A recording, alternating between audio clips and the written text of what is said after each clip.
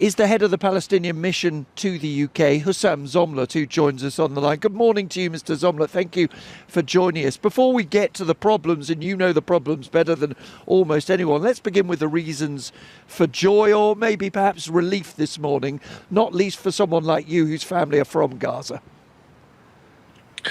Well, it is relief, definitely. No joy for a people that have gone through what you described earlier, Nick, as an attempted genocide, and what the International Court of Justice described already a year ago as plausible genocide, and what the people of Gaza have confirmed to be a genocide.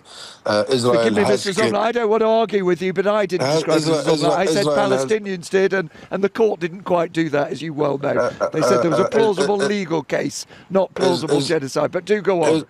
Israel has killed in average 100 innocent civilians, mostly women and children, in the last 470 days. Call that whatever you want. Therefore, there is no joy in anything. There is relief, a sigh of relief indeed, but there are also fears and hopes, fears that Israel, this government, Netanyahu's government, are looking at this as a pause rather than a permanent ceasefire, and have no horizon for the future.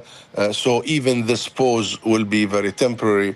And the phobia now is that a repeat of the horrors of the last 15 months might be imminent. One reason that Israelis will consider the case for resuming conflict is the sight of all those Hamas fighters swarming around the cars in which the released hostages were being transported. Do you worry that Hamas is still going to be in control of Gaza, not the Palestinian Authority in the West Bank that you have worked with for so long? Well, that's exactly what tells you all you need to know about the Israeli policy.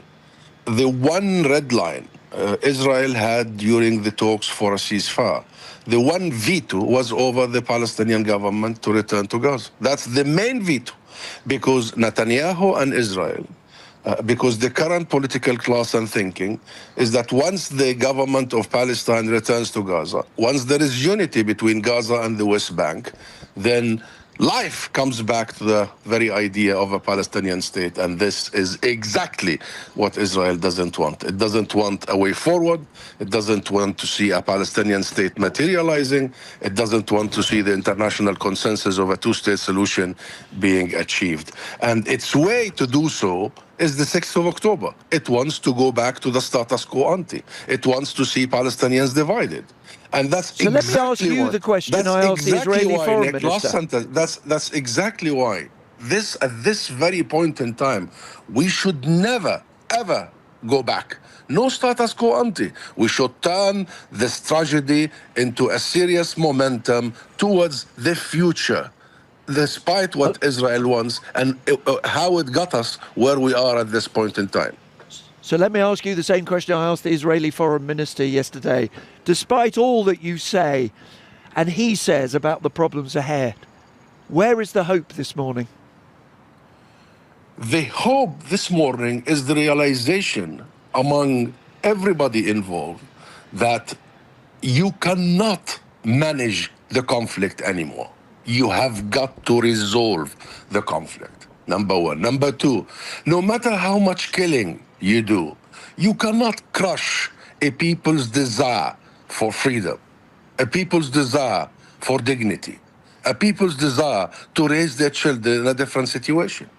And I hope that this realization is not just growing internationally, but it is growing in the hearts of the Israeli people. That at this point in time, we have got to accept that there are 7 million Palestinians living on their land, that attempting at subjugating these millions of people longer than the already almost 8 decades is not going to work. Husam Zomlot, we have to leave it there, but thank you very much indeed for joining us, the head of the Palestinian mission to the UK.